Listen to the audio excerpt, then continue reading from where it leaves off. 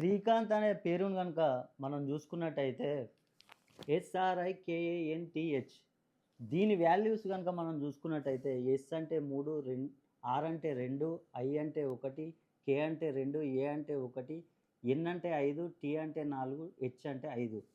ఇది Chaldean system ప్రకారం మనం చూసినట్టయితే ఇప్పుడు మనం 9 గదుల బాక్స్ని తీసుకొని దీంట్లో ఫిల్ చేసినట్టయితే ఏది మనకు వస్తుంది, ఏది పాజిటివ్గా ఉంది, ఏది నెగిటివ్గా ఉంది అనేది మనం ఒక్కసారి చూద్దాం.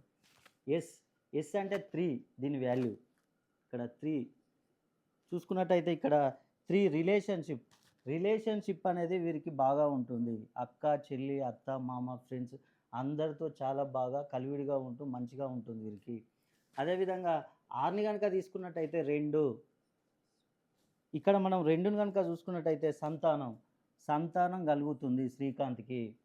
అదేవిధంగా ఐని కనుక తీసుకున్నట్టయితే 1 దీని వాల్యూ. 1 అంటే వివాహాలు శ్రీకాంత్కు జరుగుతాయి.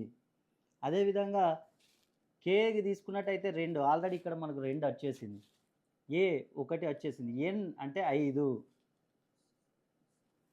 5 అంటే మనకు సొంత గృహం కట్టుకునే అవకాశాలు ఉన్నాయి వీరికి.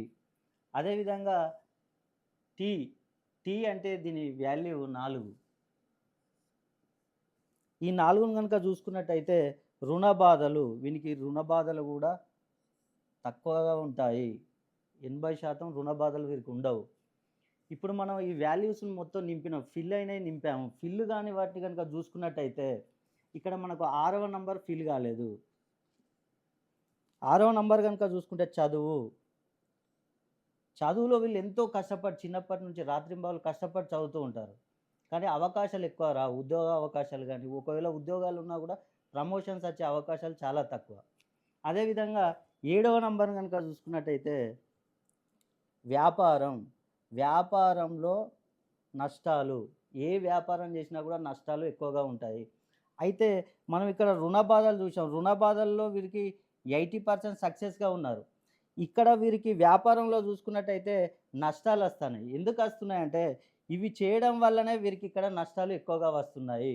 80% మంది సక్సెస్ అవుతూ ఉంటారు. కానీ ఒక 20% మాత్రమే వీరికి సమస్యలు వస్తూ ఉంటాయి.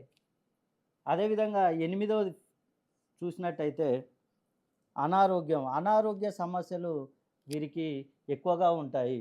గుండెకు సంబంధించిన వ్యాధులు, కిడ్నీకి సంబంధించిన వ్యాధులు, ఇలాంటి వ్యాధులు ఎక్కువగా వస్తూ ఉంటాయి.